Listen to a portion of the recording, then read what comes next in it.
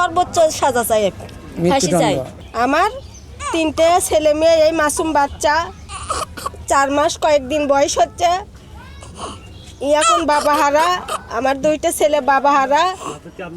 আর আমার আদেশ, আমি আশা করি আর যত দ্রুত সম্ভব খুনিকে গ্রেপ্তার করা আর কঠিন সাজা দেওয়া। দোকানে গেছিল, একটা রুটি কিনবি, একটা রুটি খাবি, সেই রুটি আনবে যাতে যাতে কিছু প্রভাবশালী মানে দলের লোকের প্রভাব খাটাচ্ছে।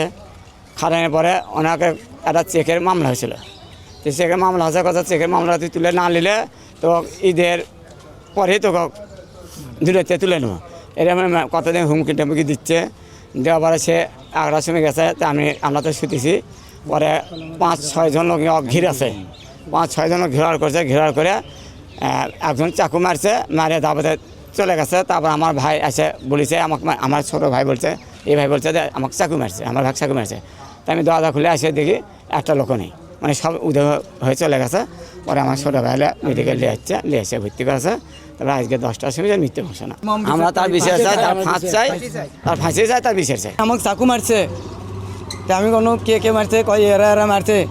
তে আমি সখন মনে করেন মেডিকেলে নিয়ে এলাম, মেডিকেলে ভর্তি করলাম।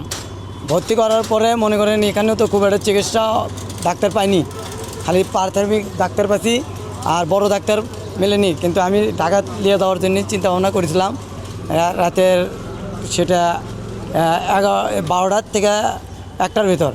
তখন মনে করেন গাড়ি হলো, আর কোনো ডাক্তার বললো যে এখানেই চিকিৎসা হবে, এখানে চিকিৎসা হবে। পরে আবার এখানে চিকিৎসার কারণে, সেখানে না হওয়ার কারণে মারা গেল। এই পর্যন্ত এসে